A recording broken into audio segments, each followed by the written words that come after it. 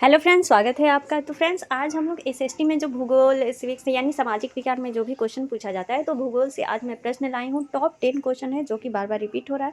तो आज हम लोग इस वीडियो में उन्हीं 10 क्वेश्चन को देखेंगे। और फ्रेंड्स, मैं प्रीवियस ईयर के क्वेश्चन लाती रहती हूँ। अगर आपने एनईपी 2020 का क्वेश्चन भी नहीं देखा है तो वो भी मेरा वीडियो देख लीजिए। अगर उतने आप क्वेश्चन कर लेते हैं तो आपका एक भी क्वेश्चन जो एग्जाम में पूछे जा रहे हैं नए नए तरीके से तो नहीं छूटेगा। चाहे आयाम हो, चाहे 360 डिग्री का जो भी हो, वो नहीं छूटेगा। तो देखिए क्वेश्चन कैसे कैसे पूछे जाते हैं, उसको हम लोग आज डील करते हैं। चलिए स्टार्ट करते हैं बिना देरी किए हुए।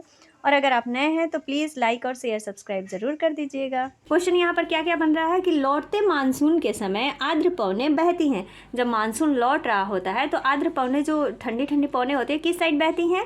तो अगर ऐसा क्वेश्चन आ जाए तो क्या आंसर में लगा देना है कि स्थल से समुद्र की ओर जो है वो पवनें क्या करती हैं, बहती हैं।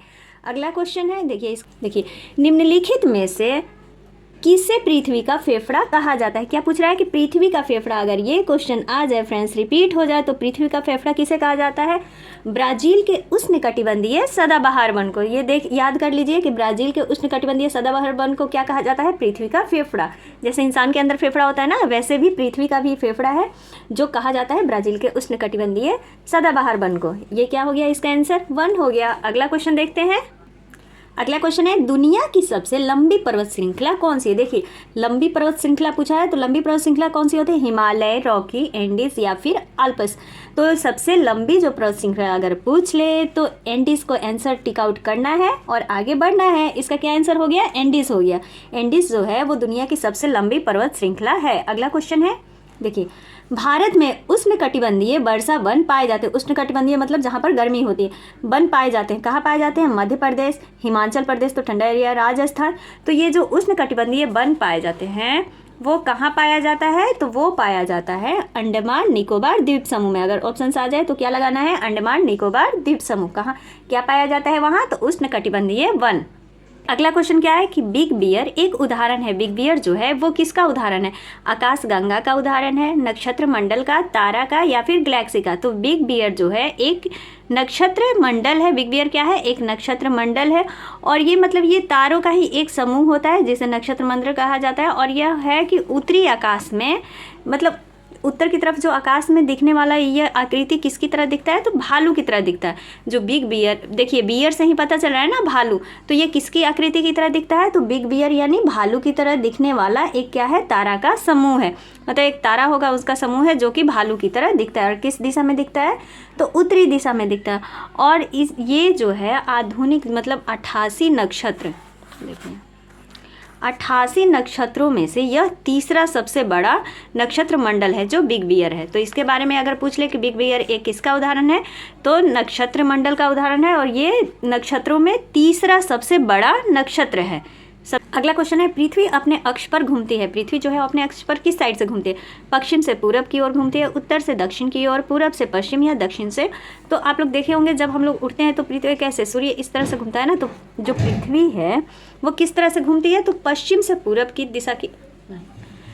देखिए अगला क्वेश्चन है फ्रेंड्स, पृथ्वी अपने अक्ष पर घूमती है। अगर इस प्रकार का क्वेश्चन पूछ दे कि पृथ्वी अपने अक्ष पर किस साइड से घूमती है, तो आंसर क्या लगाना है, पश्चिम से पूरब की ओर घूमती है। पृथ्वी किधर से किधर घूमती है, तो पश्चिम से पूरब की ओर घूमती है। और इस घूमने को ही हम लोग घूर्णन या दैनिक गति भी कहते हैं। पृथ्वी की इस गति को तो क्या कहते हैं, अगर अलग अलग तरह से क्वेश्चन भी पूछ लेता है तो इसको दैनिक गति भी कहते हैं। और इसी घूर्णन जो है, इसी घूमने के कारण दिन और रात होता है। अगला क्वेश्चन है, नेक्स्ट क्वेश्चन है, विश्व का सबसे बड़ा नदी बेसिन कौन सा है। विश्व का सबसे बड़ा नदी बेसिन किसको कहा जाता है, गंगा नदी बेसिन को, नील नदी बेसिन को, मिसिसिपी नदी को या अमेजन नदी को। तो सबसे जो बड़ा, देखिए यहाँ पर क्या पूछ रहा है, लंबी नहीं पूछ रहा है नदी, बड़ा पूछ रहा है कि सबसे बड़ा नदी बेसिन कौन सा है। अगर ये बड़ा नदी बेसिन पूछ ले तो कौन सी है, अमेजन नदी बेसिन है। इसके बारे में हम लोग कुछ पॉइंट समझ लेते हैं फ्रेंड्स। देखिए जो बड़ा नदी बेसिन अमेजन बेसिन है ये कहाँ फैला हुआ है, तो ये दक्षिण अमेरिका के ब्राज़ील देश में फैला हुआ है जो अमेजन है। अमेजन बेसिन गयाना पठार प्रदेश से लेकर के ब्राज़ील के पठारी भाग तक फैला है। कहाँ कहाँ से, तो गयाना बेसिन से लेकर पठारी भाग से लेकर के ब्राज़ील के पठारी भाग तक फैला हुआ है।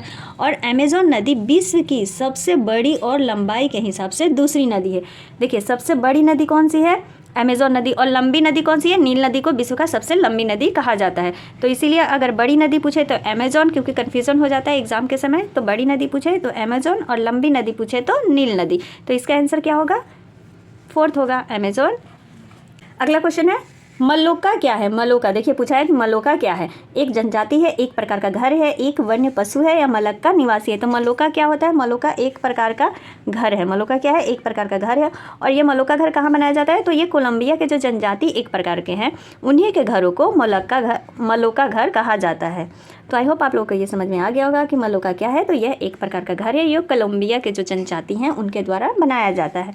अगला क्वेश्चन हम लोग, अगर आप लोगों को मेरी वीडियो पसंद आए तो प्लीज़ लाइक शेयर जरूर कर दीजिएगा और सब्सक्राइब भी कर लीजिएगा इस प्रकार की वीडियो पाने के लिए, क्योंकि सीटेट के मैं प्रीवियस ईयर क्वेश्चन लाती रहती हूँ। चलिए फ्रेंड्स अगला क्वेश्चन देखिए हैं कि विषुव के दिन सूर्य की सीधी किरणें पड़ती है। जो विषुव के दिन होता है, मतलब विषुव से याद रखिएगा विषुवत रेखा। देखिए इसका ट्रिक मैं बताती हूँ। अगर ये क्वेश्चन पूछ ले कि विषुव के दिन सूर्य की सीधी किरणें पड़ती है, किस पर पड़ती है? तो विषुवत रेखा पर पड़ती है। और इसको क्यों कहा जाता है विषुवत रेखा पर? तो देखिए विषुवत रेखा पर जब सीधी किरणें पड़ती हैं विषुव के दिन, तो क्या होता है उस दिन जब सूर्य की किरणें विषुवत रेखा पर लंबवत पड़ती है ना, तो उस दिन सर्वत्र मतलब दिन और रात क्या होता है? बराबर होता है। तो यह दिन और रात कब कब बराबर होता है और कब विषुव का दिन जो आता है वो सूर्य की सीधी किरणें पड़ती है?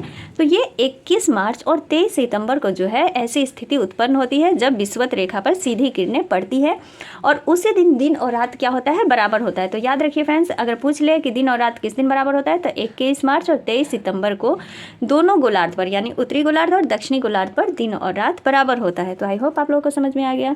इसका आंसर क्या होगा? विषुवत रेखा पर। अगला है पृथ्वी दिवस कहलाता है। पृथ्वी दिवस किसको कहते हैं? तो जितने समय तक सूर्य पृथ्वी पर एक विशेष स्थान पर चमकता है। दूसरा ऑप्शन है ग्रीनविच का मानक समय को पृथ्वी दिवस कहते हैं। तीसरा है पृथ्वी द्वारा अपने अक्ष पर घूमने में लिया गया समय।